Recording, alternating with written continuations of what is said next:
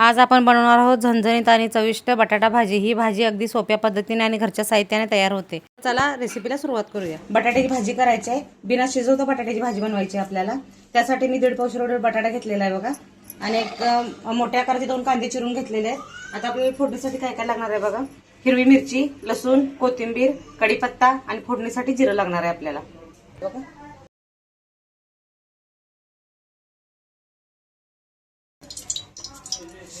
जिरं आता मी कढईमध्ये बघा कांदा टाकलेला आहे भाजायला, आणि एक 4 ते 5 पान कढीपत्ता पण टाकलेला आहे बघा। सर्वपर्यंत भाजून घ्यायचा एकसारखा। कांदा भाजून घ्यायचा आहे, थोडंसं मीठ टाकायचं बघा आपल्याला, त्यामुळे आपला कांदा लवकर भाजतोय, त्यामुळे आपल्याला मीठ टाकायचं आहे यामध्ये। हे बघा हिरवी मिरची, लसूण आणि कोथिंबीर मी अशी बारीक करून घेतलेली आहे बघा। अशा प्रकारे आपला कांदा भाजलेला आहे। आता आपल्याला हे लसूण, कोथिंबीर आणि मी हिरवी मिरची यामध्ये घालून भाजायचं आहे बघा। बटाटा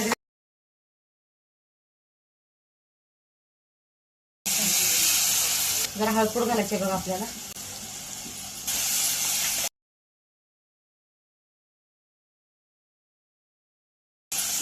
1-2 मिनिट आपल्याला व्यवस्थित परतायचं आहे बघा, मिरची व्यवस्थित भाजायसाठी।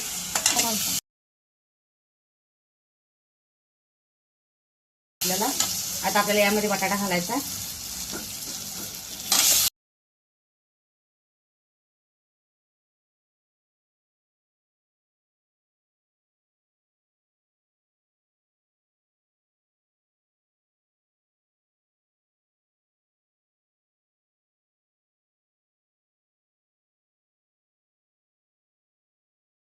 तर अशा प्रकारे आपल्या भाजीला 5 ते 10 मिनिटं बटाटा शिजू द्यायचा आहे आपण। यामध्ये तुम्ही वल्ला वाटाणा पण घातला तरी पण चालतो बघा। अशा प्रकारे आपले बटाटे शिजत आलेले आहेत। आता आपल्याला यामध्ये शेंगदाण्याचं कूट बारीक करून घालायचं आहे। शेंगदाण्याचं कूट लगेच घालायचं नाही, त्यामुळे बटाटा खाली लागतोय, त्यामुळे बटाटा शिजत आल्यानंतर आपल्याला शेंगदाण्याचं कूट वापरायचा आहे यामध्ये। आता आपला बटाटा शिजत आलेला आहे बघा। बघा अशा प्रकारे आपला बटाटा शिजलेला आहे। 5 मिनिटं मी बटाटा शिजू दिलेला आहे बघा। बटाट्याची भाजी शिजवलेली आहे, पाणी मी कसलाच वापर केलेला नाही पाण्याचा, त्यामुळे भाजी आपल्याला एकदम चव लागते बघा ही। आता आपल्याला यामध्ये शेंगदाण्याचं कूट वापरायचा आहे।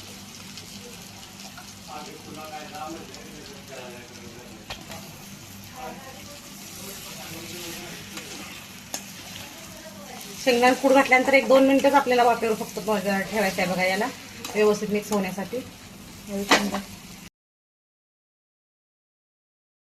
नाहीतर भाजी खाली लागते बघा, त्यामुळे शेंगदाण्याचं कूट घातल्यानंतर थोड्या वेळात लगेच गॅस बंद करायचा आहे आपल्याला। तर अशा प्रकारे आपली बटाटा भाजी तयार झाली आहे। तुम्ही नक्की ट्राय करून सांगा बटाटा भाजी कशी तयार झाली आहे।